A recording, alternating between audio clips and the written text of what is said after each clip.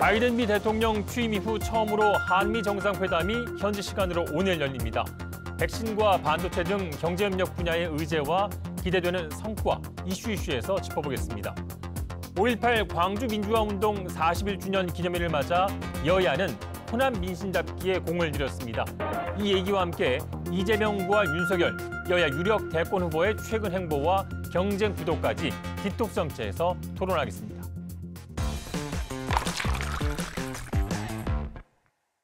네, 더불어민주당 안민석 의원, 국민의힘 조혜진 의원 두 분 모셨습니다. 안녕하십니까? 예, 반갑습니다. 안녕하세요. 네, 오늘은 딥톡성치 룰 소개하고 본격적으로 시작하겠습니다.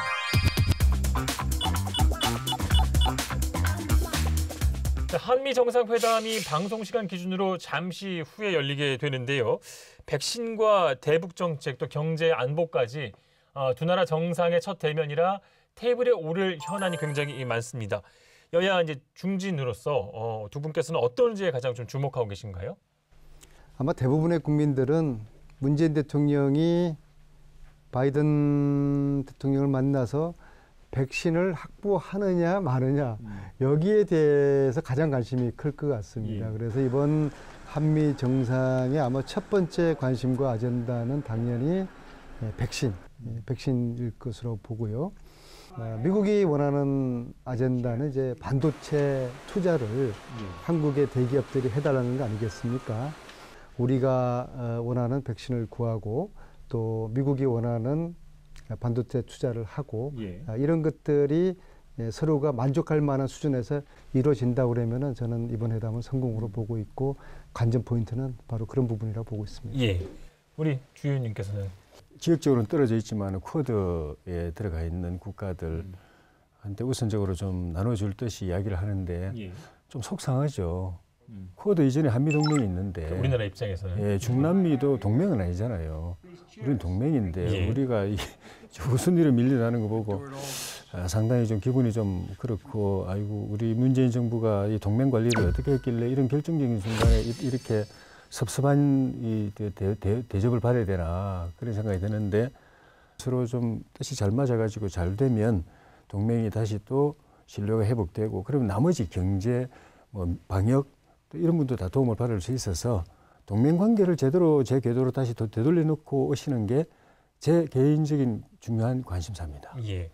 두 분의 이제 백신 외교가 가장 중요하다는 말씀을 해주셨는데 그래서 저희가 2부 코너인 이슈에서 이 백신과 반도체 등 이번 한미 정상회담의 주요 의제와 의제에 대한 내용과 또 결과를 예상하는 그런 코너를 또 준비했거든요. 시청자 여러분들께서 계속 좀 지켜봐 주시면 좋을 것 같고요. 제가 다른 측면 하나 더 여쭤보겠습니다. 경제 문제도 있지만 문재인 대통령으로서는 이 정체되어 있는 남북관계 개선을 위한 어떤 미국의 어떤 지지가 굉장히 절실한 부분이잖아요. 이런 부분에서 미국의 의제도 좀 확인하는 시간이 있을 것 같은데 어떤 예상 좀 가능하시겠습니까? 이번 기회에 이 북미 관계, 남북 관계 이것을 좀 진전시키고자 하는 그러한 노력을 그리고 그러한 성과를 만들어낼 그러한 회담으로 이룰 것 같습니다. 예. 이런 기대가 어떻게 가능할 거라고 보십니까, 조 의원님께서는? 별로 기대가 안 됩니다. 한 번 더 프로세스 연장선상에서 1년 더 해보고 바이든 새 정부하고 다시 또 해보겠다 이런 취지인데 바이든 새 정부도 딱히 답이 없는 것 같아요. 제3의 해법은 없을까? 업그레이드된 방법은 없을까? 열심히 찾아보고 노력했는데 답이 없는 거예요. 그래서 처음에는 싱가포르 회담이고 뭐고 다 그냥 없었던 걸로 하고 그냥 원점에서 시작하려고 하는 바이든 정부를 설득해가지고 그래도 트럼프 싱가포르 합의 결과는 어느 정도 존중하면서 그 바탕에서 하도록 하는 그 결정까지 이끌어낸 데는 문재인 정부의 역할이 컸다 이렇게 이제 의미를 부여하고 또 의미 부여할 만한데 거기까지인 거 그게 문제인 것 같아요. 저는 지난 문재인 정부 동안에 한반도 위기 관리는 잘 되었다고 봅니다. 제 지역구가 경기도 오산입니다. 그렇죠. 예. 오산 비행장이라는 경기도 최대의 미군 전투 비행장이 있어요.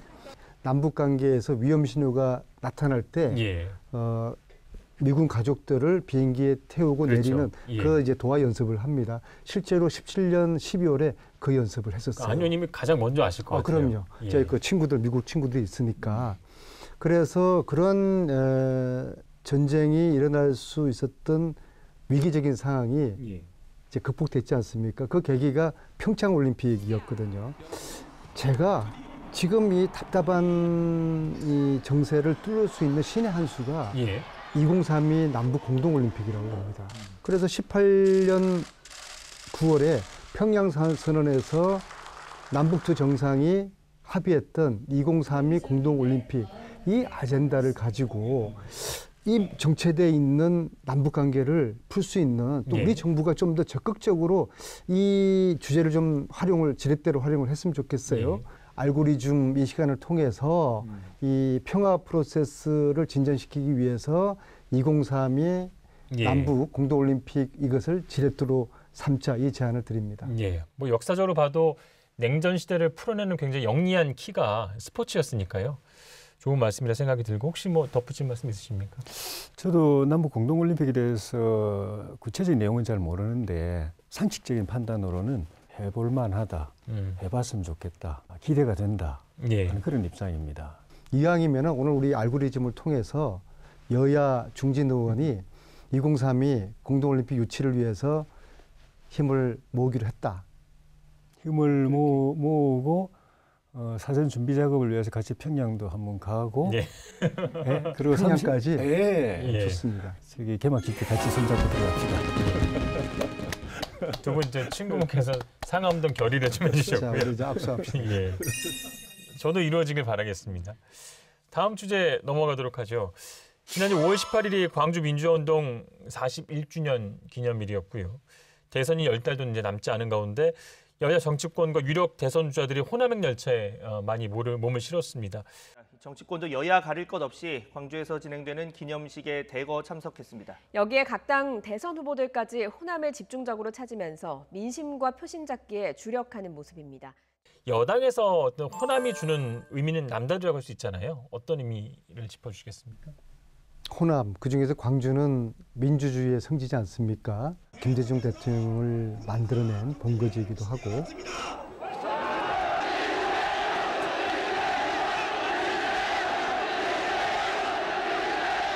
또 노무현 대통령의 경선의 첫 그런 그 역동적인 노무현 후보를 만들어낸 그런 또 곳이기도 하지 않겠습니까?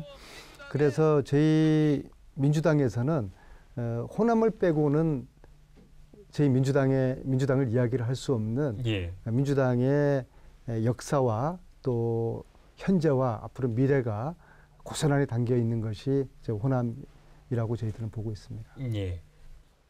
호남은 저희 당의 입장에서 볼 때는 좀 부끄러운 자화상. 호남의 5.18을 비롯해서 여러 핍박이나 가해를 했던 그 정치 세력하고 우리가 이렇게 맥이 일정 부분 다 있기 때문에 그 부분에 있어서도 이제 부끄러운 부분이 있고 또 하나는 그 부분을 빠른 세월 안에 정리하고 청산하지 못한 점도 또 부끄러운 부분이 있고 정치란 건 결국 이제 통합의 과정인데 결과적으로 보면은 선거의 논리 또는 표의 논리 이런 것 때문에 계산기 두드려 가지고 그쪽은 포기해 버린 거. 그게 어떻게 보면은 세 번째가 제일 부끄러운 부분일 수도 있다고 생각이 들어요. 또 시간이 걸리더라도 멀리 내다보면서 우리가 할 도리는 다 하겠다. 호남도 우리 대한민국 국토고 호남 주민들도 5천만 우리가 챙겨야 될, 돌봐야 될, 책임져야 될 국민이다라는 그 기본 상식과 인식의 바탕을 두고 먼 길을 시작하겠다. 첫발 내딛는다. 여기에 저는 우리 당의 변화의 의미가 있다고 봅니다. 이번에도 국민의힘 의원님들이 상당수가 광주 5.18 묘역을 방문했고 아마 조혜진 의원님도 방문하신 걸로 알고 있는데요. 과연 그런다고 해서 광주의 민심이 호남의 민심이 국민의힘을 향할까? 저는 그건 아니라고 봅니다. 물론 아직까지도 여전히 5.18은 북한의 소행이라고 그렇게 주장을 하는 국민의힘 내부의 목소리도 들리거든요. 그래서 진상규명을 하는데 국민의힘이 지금이라도 발벗고 나서야 된다. 이것이 중요한 것이고요. 두 번째로는 국회에서 5.18 정신을 헌법에 담자는 그런 노력을 하고 있지 않습니까? 당연히 5.18 민주항쟁을 인정하고 그 정신을 동의한다 그러면은 5.18 정신을 헌법에 담는다는 이 주장에 당연히 동의를 해야 되는 것이죠. 저는 아마 조혜진 의원님은 개인적으로 진상규명 동의하실 것 같아요. 5.18 정신 헌법에 담자 동의하실 것 같아요. 그렇죠. 진상규명 당연히 동의합니다. 근데 헌법에 올리는 거는 이거는 이제 헌법 개정 사항이잖아요. 그리고 국민투표 사항이고 어떤 것을 올릴까 하는 거는 이제 국민적 공론을 거쳐야 되는 거죠. 반대하는 것이 아니라 네, 헌법에 올린다는 거는 절차적인 문제가 있다. 소극적인 반대 표시는 아닙니까? 아닙니다. 네. 반대는 아니고 그 헌법 정신에 부합한다고 생각해요. 그러면 다시 정문에 제가 올리는 정리해 거는 볼게요. 진상규명은 찬성, 예. 헌법 조항에 넣는 거에 대해 가지고는 신중한 검토, 맞습니까? 꼭 신중한 게 아니라 그냥 그 헌법 그 개정 절차가 있지 않습니까? 절차에 태우면 되는 거죠. 이 정도는 우리 한 절반에 의원님 이제 진행은 제가 좀 하겠습니다. 예. 제가 조금 전에 하려고 했던 그 논란의 질문이 뭐냐면 윤석열 전 검찰총장 관련입니다. 5.18 관련의 메시지를 이제 어느 언론과에서 냈는데 이 적절성과 해석을 두고 논란이 뒤따르고 있습니다. 윤석열 전 검찰총장이 5.18 광주민주화운동 기념일을 앞두고 5.18은 독재에 대한 강력한 거부와 저항이라는 메시지를 내놨습니다. 윤 전 총장은 한 언론 인터뷰를 통해 5.18이 현재도 진행 중인 살아있는 역사라며 어떤 형태의 독재와 전제든 이에 대한 강력한 거부와 저항을 명령한 것이라고도 언급했습니다. 윤석열 전 총장께서 80년 5월에 무엇을 했는지 좀 궁금해요. 연배로 따지면 학번으로 따지면은 대학생이었을 것 같아요. 그때 어떤 역할을 했거나 아니면은 적어도 시위 군중 속에 있었다. 그런 이야기를 본인의 입에서도 하는 적이 없는 거 보니까 예. 과연 윤석열 학생은 80년 5월에 어떤 학생이었을까 그게 궁금한데요. 이번에 논란이 되는 이 발언도 보면은 저는 그런 오해를 합니다. 본인이 문재인 대통령을 독재자로 규정하고 본인이 검찰총장 시절에 검찰개혁에 저항했던 그러한 행위들을 독재에 대한 저항으로서 예. 그런 착각을 하고 계시지 않을까. 그리고 그것이 이번에 5.18 표현에 고스란히 담아 있지 않았을까. 윤석열 전 검찰총장의 행위는 검찰개혁을 바라는 국민들에게 아주 실망스러운 행위였어요. 검찰 조직의 입장을 대변하고 검찰개혁에 저항하는 수호천사로서의 역할이 저는 윤석열 총장이었다고 보거든요. 공개적으로 질문을 해주셨으니까 윤석열 전 총장의 방송을 보시게 되면 80년 5월에 뭘 하셨는지 답변해 주셨으면 좋겠고요. 조 의원님은 이 발언에 대해서 어떻게 좀 읽으셨어요? 드디어 이제 그 사회자님 말씀처럼 이제 토론이 재미있어지는 지점에 온 것을 느낍니다. 예. 안 의원님하고 똑같은 느낌을 받았어요. 예. 문재인 대통령과 정권이 검찰을 핍박하는데 세 번째 하방. 저항. 근데 뭐라는데 후회할지 몰라요. 후회할지 몰라. 일단 검찰도 흑역사가 있는 집단이라는 건 누구나 다 압니다. 예. 근데 적어도 문재인 정권 들어선 이후에 정권이 이 총력을 기울여서 검찰에 특히 본인들이 임명해서 그 자리에 앉힌 윤석열 총장을 타겟으로 해서 시도한 각종 공격은 이거는 독재적 양상이다. 권력이 검찰을 장악하고 순치시키려고 하고 하수인으로 말 잘 듣는 사냥개로 만들려고 하는 데 대해서 강력하게 저항하는 그거는 박근혜 대통령 재임 시에 저항했던 거하고 똑같은 거예요. 그 싸움에 있어 가지고는 민심이 문 대통령 편이 아닙니다. 문 대통령이 그때부터는 불신을 받게 되고 그래서 그냥 검사, 그냥 수사 잘하는 독한 검사였던 특수부 전형직 특수부 검사였던 윤석열 총장이 갑자기 스타가 돼버리고 문재인 대통령 정권하고 맞서가지고 저 정권을 심판하고 정권 교체를 이뤄낼지도 모르는 희망을 주는 존재가 돼버린 거예요. 그러니까 조 의원님 말씀이 이제 맞다고 전제하고 윤 총장이 이제 그렇다 하더라도 이 5.18을 기점으로 5.18의 어떤 희생자나 5.18에 열심히 싸웠던 분들을 본인과 약간 동일시한 듯한 이 메시지는 본인한테 득이 될까요? 아니면은 이 득이 되지 않고 해가 될까요?라는 질문 한번 들어보겠습니다. 전형적인 그 민주화 내지는 5.18 파리를 했다고 보고요. 그리고 지금 조 의원님 말씀하신 문재인 대통령이 윤석열 총장이 생각하는 것처럼 독재자였다라는 거에서 동의할 국민들이 과연 얼마나 있을까? 예. 네, 뭐 저희 이제 단골 주제인데 이제 이재명과 윤석열 이 양강구도 전망을 좀 해보도록 하겠습니다. 이재명 경기지사의 대권 행보를 뒷받침할 성장과 공정 포럼에는 민주당 의원 35명이 이름을 올렸습니다.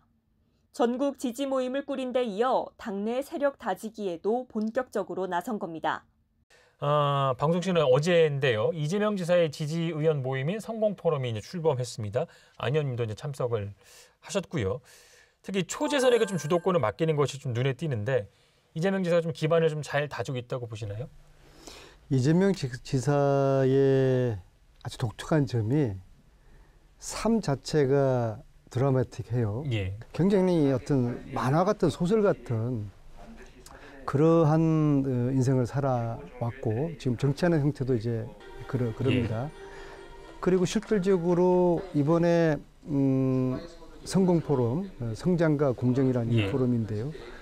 여기도 보면은 초재선 위주로 이 판을 다 짰어요. 초재선들을 전면으로 내세우고 전하 정성호 의원 같은 다선 의원은 뒤에서 고문 역할을 하면서 울타리 역할을 해달라. 이게 굉장히 독특한 것이죠. 역동성에 주목을 해야 되는 게 굉장히 중요한데요. 예. 저는 이게 이재명 지사의 이재명 리스크에도 불구하고 이재명의 역동성이 이 이후에 정치인 또 대선 경선판에서 이재명을 살릴 수 있는 핵심이라고 보고 있습니다. 꽤 많은 의원분들이 모이셨는데 이재명이 더 이상 당내에서 소수파가 아니다라는 것을 이제 보여주는 그런 계기가 첫 번째고요. 두 번째는 기존의 이제 개파 정치하고는 관련 없이 여기 참여한 의원들 보면은 다 수평적인 관계예요. 거기 의원님이라고도 안 그래요. 뭐 형이라고 그래요. 형님 이거 어떻게 됩니까? 저도 그분들한테 말을 그냥 편하게 이야기를 합니다. 내부에서도 완전히 뭐 형 동생하는 그런 관계, 저는 그런 분위기를 되게 좋아하거든요. 건의적이고 딱딱한 거는 제가 여기 모인 분들은 이낙연 후보나 정세균 후보한테는 안 가는 건가요? 중복된 의원들은 거의 없습니다. 예. 왜냐하면 이낙연 후보를 돕는 의원님들하고 정세균 후보를 예. 돕는 의원들은 나름대로 흐름들이 있어요. 예. 역동성, 개혁, 수평 구조 간단히 좀 평가해 주신다면요. 역동성 부분은 저도 평소에 느끼는 부분입니다. 이 시대의 흐름하고 맞은 것 같아요. 정치인에 대해서 아무리 그 사람이 대선 후보라도 이렇게 일부러 가서 들여다보고 관심 가지고 알아보고 평가하고 이러기에는 너무 지친 피곤한 시대예요. 그러니까 뜻이 있는 사람은 그 국민들의 마음속에 자기가 파고 들어가야 돼요. 근데 그걸 가장 빨리 캐치하고 가장 빨리 시도한 분 같아요. 제가 볼 때는. 그는 경기지사 되고 하면서는 마구 들이대는 게 아니라 주변에 이제 참모나 또 경기도 관료 조직 도움도 받고 해서 조금 이렇게 다듬어지는 전략이 거기에 들이펴지는 거기다가 뭐 또 촛불 집회 때는 이제 사이다를 막 터뜨리기도 하고. 근데 이분의 그 가능성이 어디까지일까는 조금 미지수예요. 자, 윤석열 전 총장 얘기도 잠깐 해보죠. 이제 잠행이 좀 길어지면서 민물고기다라는 얘기도 나왔고요. 이제 바닷물에 가면 적응을 못한다는 얘기고, 또 이준석 전 최고위원은 국내산 유구가 돼야 된다, 빨리 입당했다 이런 얘기도 있고요. 이런 잠행 전략이 좀 바람직하다고 보시는지 하고 이게 지금 성공하고 있는 건지 하고 좀 여쭤보겠습니다.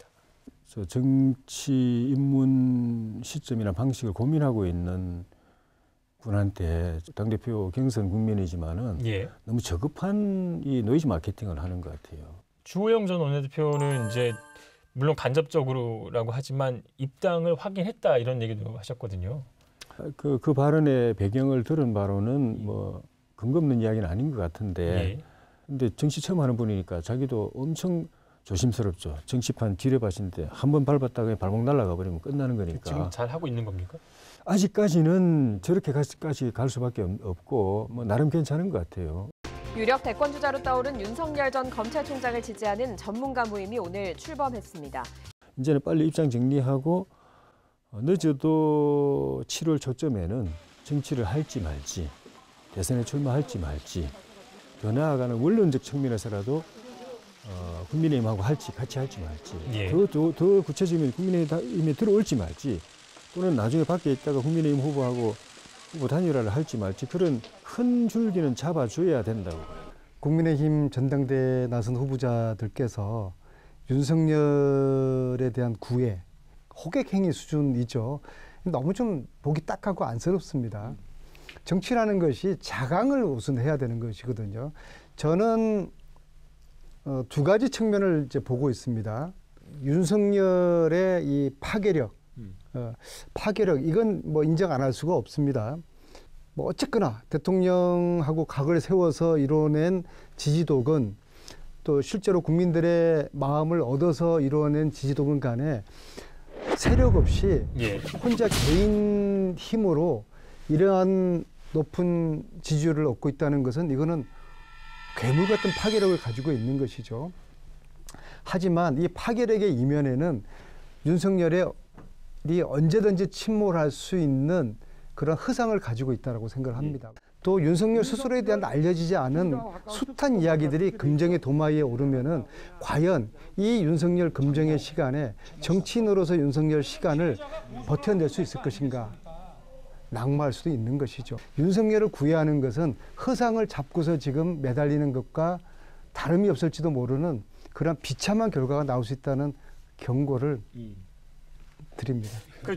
오늘 뭐 여기까지 하겠습니다. 한 주간 쌓인 정치 독소를 풀어주기 위해서 디톡스 주스 한 잔씩 하시죠. 제일 기다려지는 시간. 언제 우리 살아생전에 같은 당 만들어서 어깨 걸고 좋은 정치 한번 해봤으면 좋겠습니다. 이번 주 수고하셨습니다. 감사합니다. 수고하셨습니다. 네.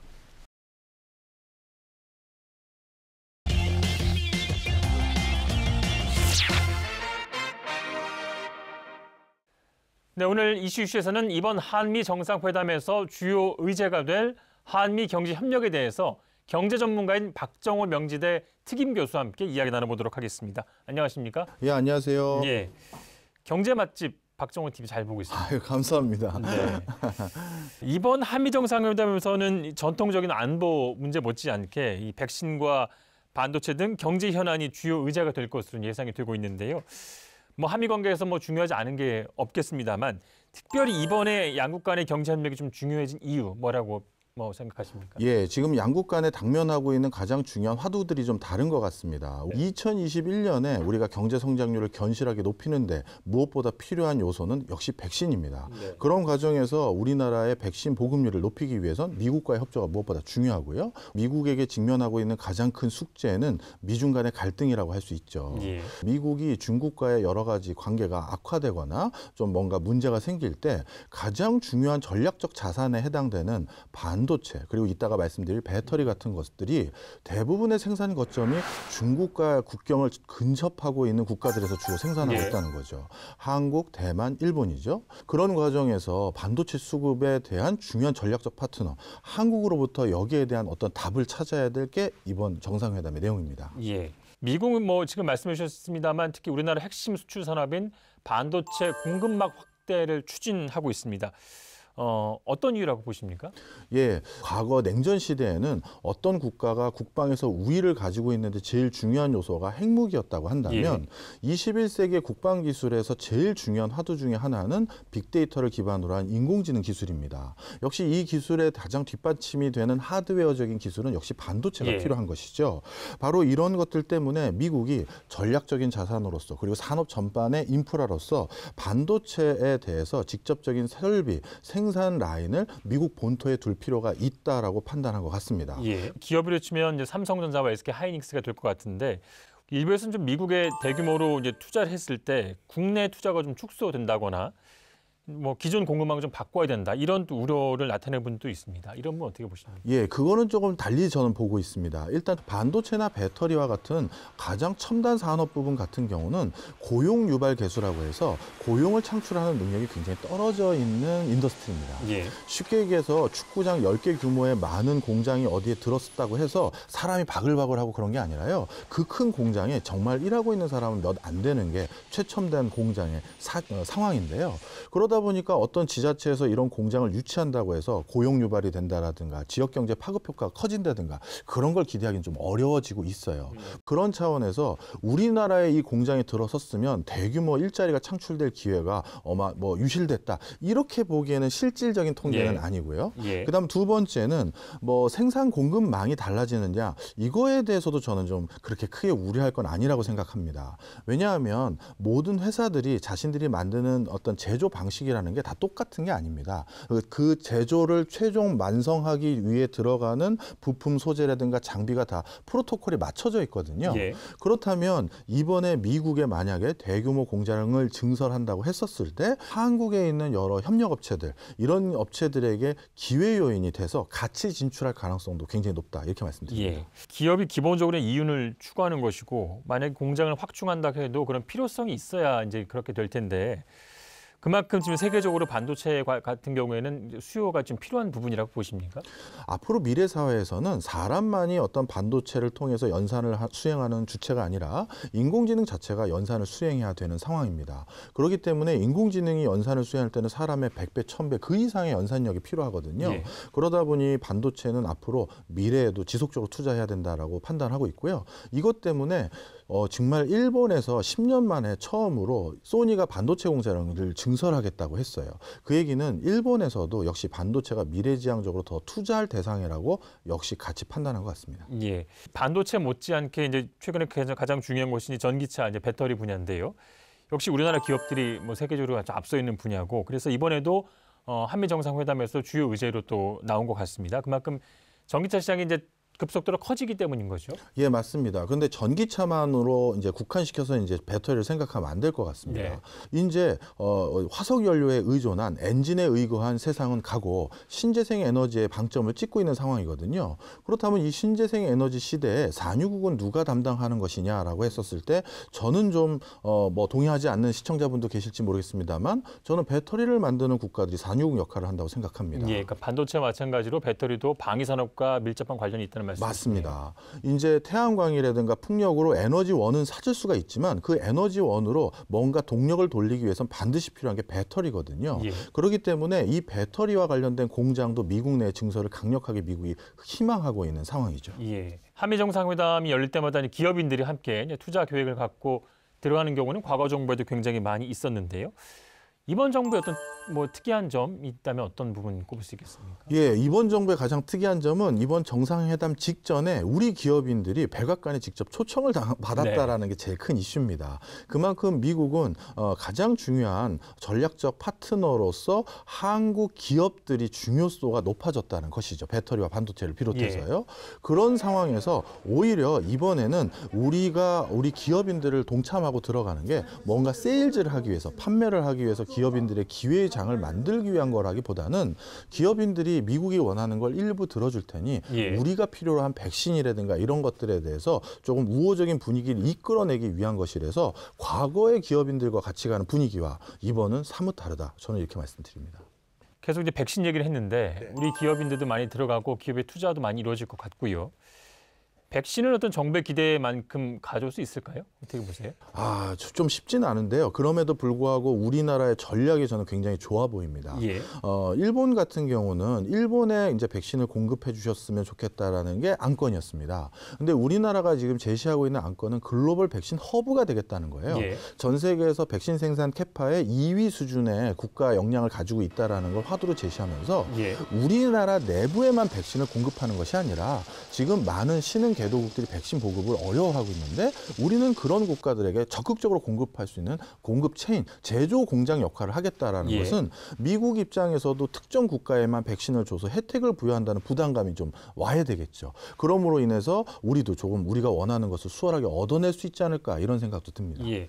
그러니까 그 정부는 세계적인 백신 생산 글로벌 허브를 목표로 하고 있고 그것을 요구하고 주장하면서 우리에게 필요한 백신도 얻겠다는 건데 이게 연관성이 사실은 곧바로 이어지진 않거든요. 네, 예. 이렇게 보시면 좋을 것 같습니다. 일단 자체적으로 어떤 국가에서 백신을 생산한다고 했었을 때요. 백신을 생산하는 과정에서 국내에 배분하는 예. 물량들은 나름대로 조금 교섭권을 우위를 가질 수 있는 여지가 있습니다. 예. 바로 그런 과정에서 국내 백신 보급률을 조금 더 제고할 수 있다고 판단한 것 같습니다. 예. 바로 계산이 될지 모르겠는데요. 반도체나 배터리 등을 이제 협력하되 스와프를 비롯해서 백신의 국내 생산을 위한 기술 이전을 좀 협의할 것으로 보이는데 경제학자시니까 경제학자 관점에서 우리의 어떤 손익을 따져본다면 이게 좀 가능하겠습니까?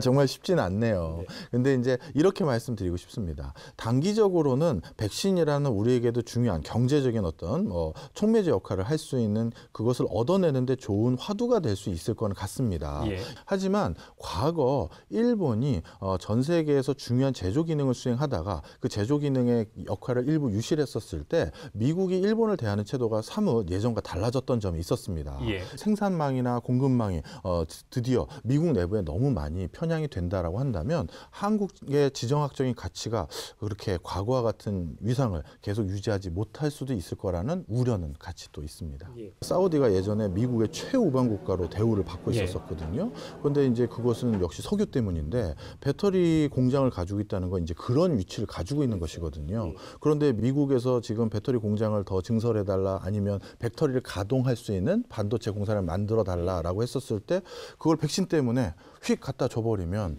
과연 언제까지 우리가 이렇게 교섭력을 발휘할 또 다른 무기는 뭘까 그 예. 걱정은 있어요. 그러니까 배터리를 이제 외교의 지렛대를 삼기 위해서 그렇죠. 계속 전략적으로 다 넘겨주지 말아야 한다 이런 그렇죠. 말씀이신 거죠? 맞습니다. 예. 예. 그 제조라는 것은 특허로 보호받지 못하는 공정 노하우라는 게 있어요. 예. 그래서 삼성 내부 배터리 반도체 공장 찍으려고 하면 못 찍게 하고 그렇죠. 막 그러잖아요. 예. 그게 어떤 순서로 되는지만 보더라도 많은 노하우를 얻어갈 수가 있거든요. 예.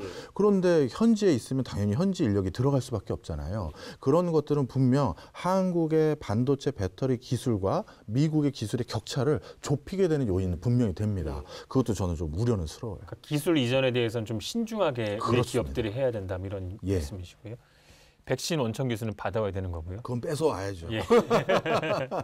전반적으로 이제 미국이라는 국가가 이제 자국의 이익을 굉장히 중요시하고 바이든 행정부도 같은 기조를 유지하고 있는데 지금 쭉 말씀하신 것을 좀 토대로 해서 이번 정상회담에서 우리가 뭐 얻고 싶은 것, 얻을 것 이런 것들 잘 좀 이루어질 거라고 좀 예상을 하시는지요? 미일 간의 정상회담을 우리가 예. 타산지석으로 삼을 필요가 있을 것 같아요. 백신을 비롯해서 오염수, 해상, 방류 문제라든가 이런 것들에 대해서 미국의 분명한 화답을 받고 싶어 왔었습니다만 예. 실질적으로 일본이 거기에 부응하는 명쾌한 대답은 얻지 못한 채 대만 문제만 오히려 언급하다 보니까 중국과의 관계가 더욱더 악화된 점이 있습니다. 예. 이번에 미국과 우리나라의 관계를 돈독히 해오고 그 과정에서 백신에 대한 해답도 찾아오는 것도 중요하지만 이 과정에서 우리는 또 하나 중요한 파트너인 중국을 잊어서는 안 되겠죠. 따라서 참 이게 어려운 부분인데요. 중국과의 관계도 절대 우리가 잊지 않으면서 한미 간의 정상회담에 임했으면 하는 바람입니다. 예. 한미 정상회담에서 우리가 좀 바라는 것들이 참 잘 이루어져서 우리 경제도 좀 더 한 단계 도약하고 백신도 좀 얻을 수 있으면 좋겠고요. 경제 맛집 박정호 TV도 더 잘 되길 기대하겠습니다. 지금까지 박정호 명지대 특임 교수와 함께 이야기 나눠봤습니다. 오늘 고맙습니다. 감사합니다.